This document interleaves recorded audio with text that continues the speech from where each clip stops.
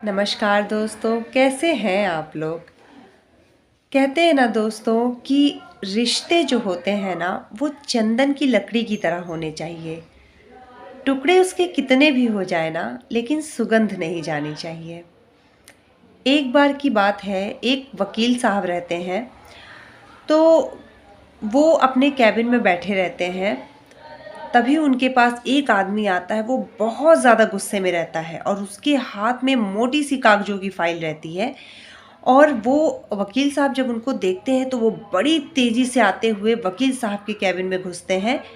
तो वकील साहब को लगता है कि ये बहुत ज़्यादा गुस्से में है। फिर वकील साहब कहते हैं बैठिए। तो वो कहते हैं कि तुरंत शुरू हो जाते हैं, मुझे ऐसा करना है, मुझे ये केस करना है अपने भाई के ऊपर, मुझे वैसे केस करना है। वो अपनी सारी बातें 5 मिनट में मतलब नॉन स्टॉप बोल करके वकील को बोलते हैं। वकील कहते हैं बैठिए। पानी मंगवाते हैं उनके लिए, चाय मंगवाते हैं और वो पूरे गुस्से में पानी पीते हैं, चाय पीते हैं, लेकिन गुस्सा उनका कम नहीं होता है। वकील साहब कहते हैं ठीक है, आप इन फाइल्स को यहीं छोड़ दीजिए, मैं पढ़ूंगा और आपको जीत ज़रूर मिलेगी। आप छोड़ दीजिए मेरे पास चीज़ों को, मैं पढ़ूंगा, उसके बाद आपको 2 दिन बाद बुलाऊंगा, आप आइएगा और आपका सारा प्रॉब्लम यहाँ पे सॉल्व हो जाएगा। वो बोलते हैं ठीक है, और जिस गुस्से में आए थे उसी गुस्से में वो फिर से वापस चले जाते हैं। उसके बाद जब वो वापस चले जाते हैं, वकील उनकी पूरी फाइल पढ़ते हैं और फिर उनको बुलाते हैं और उनसे थोड़ी देर बातें करते हैं। इस बार भी वो पूरे गुस्से में ही आए रहते हैं और उसके बाद जब वो बात करते हैं तो फिर वकील अपनी बात कहते हैं। वकील कहते हैं कि आपके भाई ने फ्लैट लिया है, आप उस पे अपना आधा हक चाहते हैं। उन्होंने बोला कि हाँ।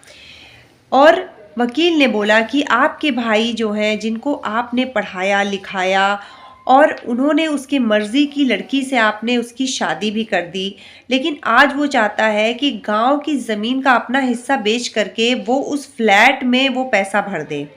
उन्होंने बोला कि हाँ, और मैं ये ज़मीन बिकने नहीं दूंगा और मैं उस फ्लैट में भी हिस्सा लूँगा, क्योंकि मैंने उसके लिए इतना किया है।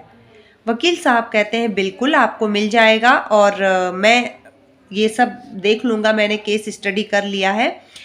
लेकिन आप ये बताइए कि बचपन में आप बताए थे कि आपके माता पिता गुजर गए थे, उसके बाद आपने अपने छोटे भाई के लिए बहुत कुछ किया। बचपन से उसे एक बाप की तरह बड़ा किया, पाला पोसा, यहाँ तक कि आपका भाई एक बार बीमार था, आपने उसे अपनी एक किडनी तक दे दी। वो बोले और उसके बाद वो बोले कि अच्छा ये बताइए, आपने उसके लिए इतना किया, जब आपका भाई रोता था तब आप रोते थे, जब वो हंसता था तब आप हंसते थे। आज एक प्रॉपर्टी में हिस्सा ले करके क्या आप अपने पिछले किए गए कामों को भूल जाएंगे? क्या आप उससे अपनी किडनी वापस ले सकते हैं? तो आप ऐसा क्यों कर रहे हैं? आप छोड़ दीजिए, आपका बेटा है, आप उसे पढ़ाइए लिखाइए, इन सब चीज़ों में क्यों बर्बाद कर रहे हैं? कल को आपका बेटा आपके इस अच्छे कर्मों का फल वो ज़रूर उसको मिलेगा। बहुत समझाने के बाद वो वहाँ से चले जाते हैं। लेकिन वकील साहब को ये नहीं होता है, कि उनको लगता है कि ये किसी और वकील के पास जाएंगे। फिर 5 से 6 साल के बाद वो इंसान फिर से वकील जी के कैबिन में आता है और बहुत अच्छे से एकदम साफ सुथरे कपड़े पहन के, और उनके साथ एक लड़का रहता है और उनके हाथ में मिठाई का डब्बा रहता है। तो वकील सोचते हैं लगता है ये केस जीत गया है, इसीलिए ये मिठाई ले करके आए हैं। लेकिन वो आते हैं और वो लड़का वकील के पैर छूता है और कहते हैं कि और वकील साहब, आपने मुझे जो उस दिन सजेशन दिया था कि आप अपने बेटे को पढ़ाइए, आपके कर्मों का फल उन्हें मिलेगा, तो मुझे मिला है। आज मेरा बेटा डॉक्टर बन गया है और वो उस गांव में ही हॉस्पिटल खोल करके वहाँ के लोगों की सेवा कर रहा है, और मेरा छोटा भाई भी मुझे अपना लिया है और मुझसे आके माफ़ी मांग ली। तो दोस्तों, इस कहानी से हमें यही शिक्षा मिलती है कि हमें कभी किसी के बारे में बुरा नहीं सोचना चाहिए, बदला लेने के बारे में नहीं सोचना चाहिए, आगे बढ़ना चाहिए। मिलते हैं आपसे नेक्स्ट मोटिवेशनल स्टोरी के साथ। जुड़े रहिए आप हमारे साथ। चैनल को ज़रूर सब्सक्राइब कर लीजिएगा, बेल आइकॉन को प्रेस कर लीजिएगा ताकि जो भी नोटिफिकेशन हो समय से मिल जाए। बाय बाय दोस्तों, नमस्कार, जय श्री राम।